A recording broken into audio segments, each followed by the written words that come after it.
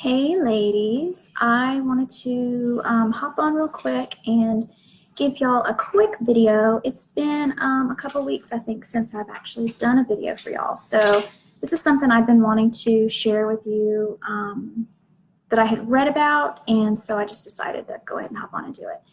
So I wanted to share 10 tools for resilience, and I'm going to be sharing this from, okay, can you see that?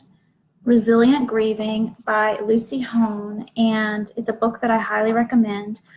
And there's a list that she quotes that I felt like it was really useful, kind of a quick guide, I guess, if you will, for some tools that you can use to become more resilient, if that makes sense. So let me know if you can hear me and see me well. I'm trying to make sure my internet connection is stable. So if this is your first time joining me, I'm Molly Howze, and I'm the founder of HowzeYourHealth.com. I am a health coach and a grief mentor, and I help grieving women learn to take really good care of themselves. It's my passion. It's exactly what I love doing most, because it's what I needed most as a grieving woman myself. And I have found so many women have the same struggles. So that's my mission. Okay, so yesterday in the community, I had asked to share what you're struggling with, and I want to just kind of go down the list a little bit, because I feel like there's so many things that we all can relate, regardless of which kind of grief you're experiencing, whether your loved one was your spouse or your child or your parent or your sister. I'm sorry, I keep that light behind me is going to drive me crazy. I'm going to try not to blind you. Anyway, that we all have similar struggles when it comes to how we're processing our grief. So I made a list of everything that sounded so similar: anxiety, sleep, functioning daily, acceptance, crying, exhaustion, pain, jealousy, anger, inconsiderate people, loneliness, resentment, depression, confusion, focus, self-defeating thoughts, and flashbacks. And every single one of these I can relate to, and I have a feeling that every single one of you can relate to these as well. Maybe not necessarily all of them all at once every single day, but at some point through our grieving process, and even when we think we've overcome it, or we're doing, we feel good, like we feel like maybe we're making progress, something comes up, and these things can still slap us in the face, right? So that kind of ties in a little bit to what I wanted to share about this book, the Resilient Grieving book. And so I'm going to tell you, so on page 42, there's a list, and she says, I'm going to just read this part. Dennis Charney and Steve Southwick are among the leading world experts in the neurobiology and treatment of mood and anxiety disorders, as well as the neurobiology of resilience to stress. They have found that psychological stress alters brain functions. Certain identified key factors are related to resilience, and it's very possible to train yourself to be more resilient. They've identified the following 10 tools for promoting resilience. So I went through the list, and it's very sciencey, techie written. So I just sort of, where's my paper? I just sort of simplified the list, if you will, so that it would be something that would be a little bit easier for us to kind of wrap our minds around. So keeping in mind, these are tools. If I say anything that makes you think, yeah, but, or good for you, but I could never, sit with that, think about it for a minute, because it's very possible that that's one of the places where you're stuck, and that's okay. But recognizing that you're stuck, recognizing that this is a struggle for you, and that it's okay, and it's something that you can work on if you choose to. Okay? Bear with me. Okay. So their first one was having a positive attitude. And when we think about optimism, it's difficult to see optimism. It's difficult to feel optimism, to be optimistic, right? When you are dealing with a traumatic loss. It's almost like there are times where it's just like there's no good, that I can't find anything good. I can't be happy about anything, right? Again, this is a tool to develop. Does that make sense? Let me know if that makes sense to you. This is a tool to develop. So true optimism, it's hard. It's hard to develop it. It takes work. So just like everything else, I'm sorry, there's a hair on my face somewhere. I don't mean to be constantly doing this, but there's like a hair stuck on my glasses or something. Okay, so when we talk about optimism, we're not talking about Pollyanna. And if you're familiar with Pollyanna, let me know if y'all have ever read Pollyanna or seen the Pollyanna, the movie adaptations of the book. Pollyanna had a very unrealistic optimism, right? That's not the kind of optimism we're talking about here. We're not talking about like pretending that you don't see like the house burning right in front of you. You know what I mean? Like pretending that nothing's wrong. We're not talking about faking optimism. We're talking about really digging in and trying to find the positive and creating a habit of that positive thought process where it becomes easier and easier for you to quickly find something positive to focus on in every situation. All right, so let me know if that makes sense. I see there's some eyeballs watching, but I don't know. I want to make sure you guys can hear me well, and I am actually making sense. All right, the second thing, I'm going to try to go quickly. I hate making really long videos. Thinking flexibly. So it, again, a skill that you have to learn to reframe your story. Thinking flexibly, flexible thinking, like knowing that your thoughts are malleable. You can work them, you can change them, you can shift them, you can adjust them. Takes practice, okay? Number 3, having a personal moral compass. So what are your core beliefs? Your core beliefs, whether it's faith or religion or spiritual, or even if it's none of the above, if it's just your moral compass. Altruism is another one that they list, which is serving others. And honestly, the best way to find joy is to serve others. That is, like, you could be a millionaire, you could have every material thing you ever wanted, but true joy comes from helping someone who can't pay you back. Studies have been done. It's a fact. But so knowing what your core beliefs are, have you ever thought about it? Have you ever really wondered about what it is you believe and why you believe it? So working on that, what is your personal moral compass? Number 4 is having a resilient role model. So it might be somebody that you know, it might be somebody that you don't know, maybe somebody who's written a book, or maybe you watch videos like you're watching videos of me and you haven't ever actually interacted with me personally, but you look to me as your resilient role model.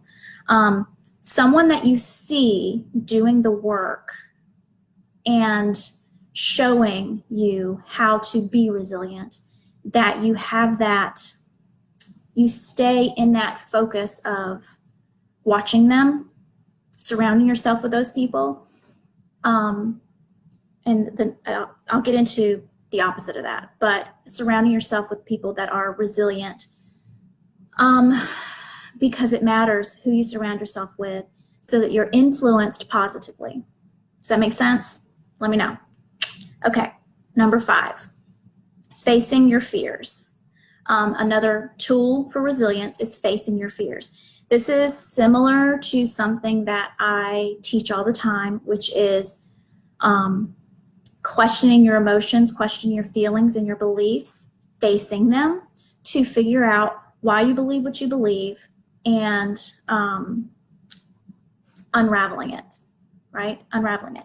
So facing your fears, figuring out what it is that your fears are that are holding you back. It takes work. It's not easy. I mean, I'm not perfect by any stretch. I still struggle day after day. Things pop up but I try to remember to implement these tools where I can move through it a little bit quicker each time, where I can recognize it. Does that make sense? I can recognize it and I can work through it. All right, we're halfway through.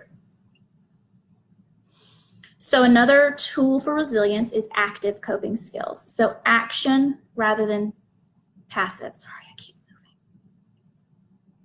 So doing the things, right? Using the tools and doing the things to shift your perception of your story, to create positive statements about yourself and to seek support, rather than allowing it to control you, rather than giving your power away, right? It's taking back your power and doing the action. You probably could just hear my rooster, even though I have my mic on. He says hi.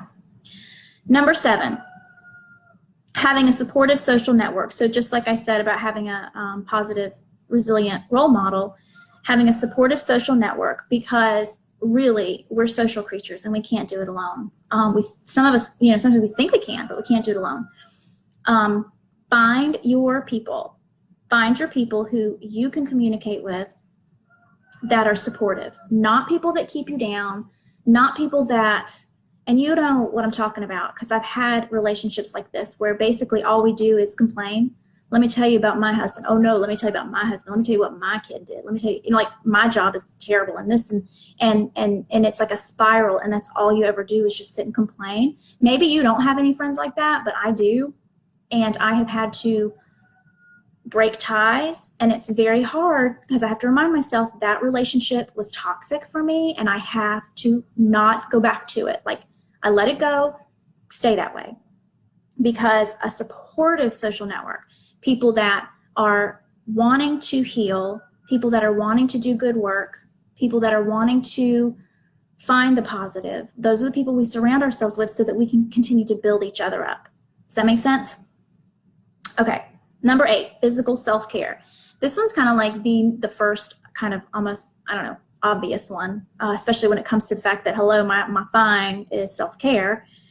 But gentle exercise and feeding yourself well, like intentionally, those are going to improve your energy, improve your mood, improve your sense of well-being, because you're doing something good for your body, right? So it takes practice to create the habits to even just say, okay, instead of spending 20 minutes scrolling Facebook, I'm gonna put my shoes on and just go for a walk, or just do a little yoga if you can't go outside or something like that. It's making a choice. It's making a choice to move in that direction. Number 9, regularly building these habits. So change requires effort. You can't eat the whole elephant. I mean, we could try to eat the whole elephant with one bite, but we know that it takes one bite at a time. So trying to change everything at once, trying to do all the things at once, it's overwhelming, and you burn out. So think about if you've ever been like, first of the year, you're like, okay, I'm gonna lose 20 pounds, so I'm gonna join the gym, I'm gonna work out 6 days a week, I'm only gonna eat salads, I'm gonna journal every day, and I'm gonna, you wanna do all the things on January 1st. And then what happens? You crash and burn because it's too much at once. But regularly, slowly building habits is more effective, and it will help you to become more resilient. Okay, last one. Number 10, recognize your strengths and use them. So we all have strengths. Some of us have similar strengths, but we all have different strengths as well. Instead of dwelling on the things that are not our strengths, instead of dwelling on our weaknesses, use the strengths to lean on. Instead of dwelling on where you're stuck, focus on what you are doing that feels right, what you are doing that feels good, right? Even if it's something little accomplishments are totally a big deal. It's actually like every little bit matters when we're trying to dig ourselves out of this pit of despair, right? So these are the 10 things that I wanted to share with you. Like I said, these are the 10 tools that these two dudes that study the neurobiology of resilience that Lucy Hone wrote about in her book, Resilient Grieving, which I I highly, highly recommend that you read. I really love her perspective. It definitely aligns with what feels right for me, and hopefully it will for you too. So I love y'all so much, and I am going to hop off. But if you are thinking that you want to work with me as a coach to get unstuck, wherever it is that you're stuck with your self-care in your grief, I'm here for you. And I will put my calendar link, I'll put it in the description of this video after it loads. So if you want to, you can schedule a call that we can chat and see if possibly working together is good for us right now, for you and for me. You know, see if we're a good fit and see if you want to find out if I can help you get unstuck. Either way, it'll be a good chat. And I am still working on something pretty cool that I'm going to be bringing to y'all in a couple weeks. I think it's a couple weeks. Yeah, I'm still working on it. I've had my head down working on it, trying to get that done. So that's why I haven't been as lively in here as in the past, but I'm going to fix that. So I'll be here more often. Anyway, I love y'all so much, and I hope that this was helpful. Let me know in the comments if you found it helpful at all, and we'll chat soon. Okay? Love y'all. Bye.